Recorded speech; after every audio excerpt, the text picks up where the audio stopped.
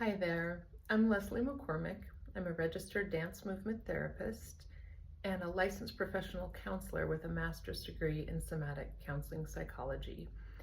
In this next set of videos on the freeze response, I'm going to take you through some really gentle, really basic movements that help us, no matter where we are on that continuum of freeze, from what's called a deep freeze or a really high held freeze that's in response to an acute stimulus in our environment, sometimes internally, all the way through to just sort of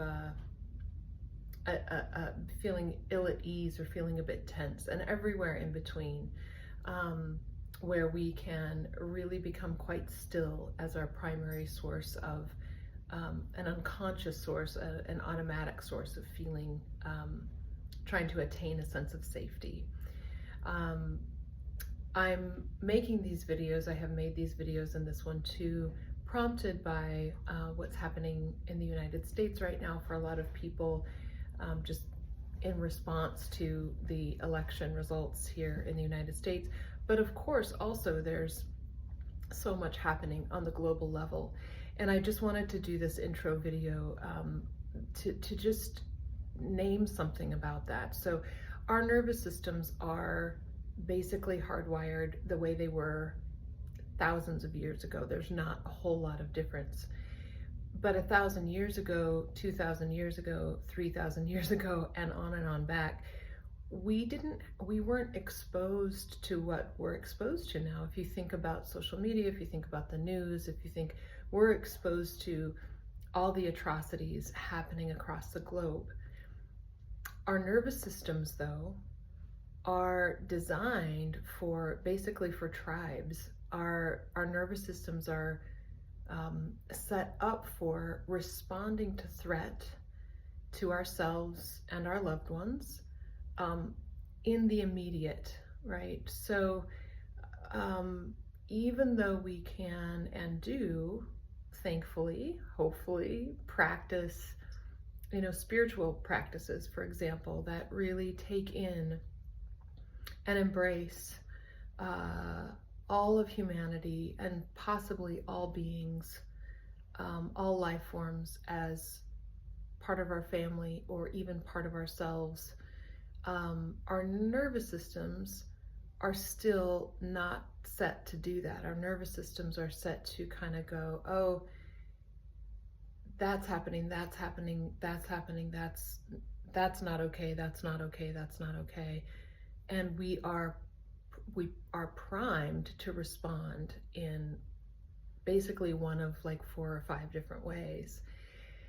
And so if we don't have a way of speaking the language of those parts, of working with those parts of the brain that have that old hardware, so to speak, we can be actually in quite in an intense state, that where we can't actually sequence through what our bodies are responding to.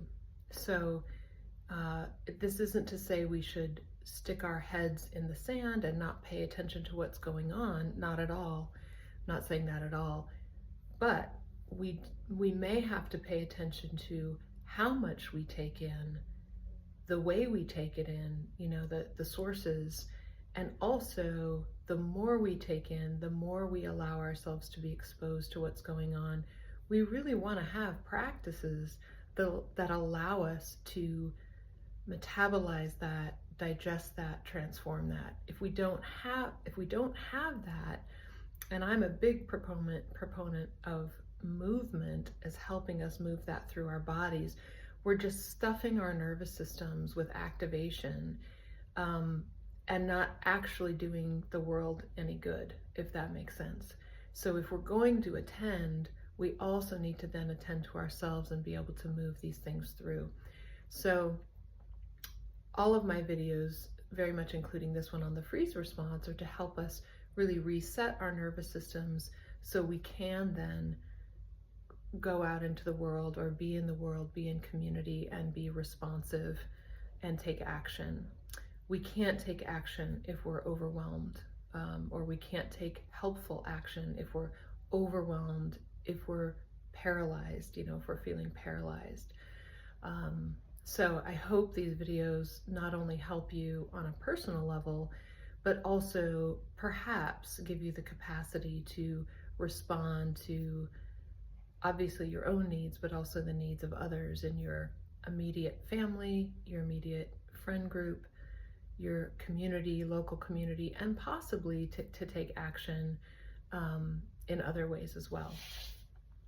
So the second part of the video set here on the freeze response, I will talk specifically about meditation and the meditation posture, because a lot of times when people are first coming to meditation, especially, there's sort of a preconceived notion, which sometimes gets reinforced depending on who the meditation instructor is, that we are supposed to hold our bodies very, very still, and that if we hold our bodies very, very still, we're succeeding at meditation. And if we move at all, then we're not really meditating. And I really want to debunk that. We have so much research now on movement in the brain, especially if a person has trauma, a lot of trauma history, or if a person has hyperactive ADD or ADHD.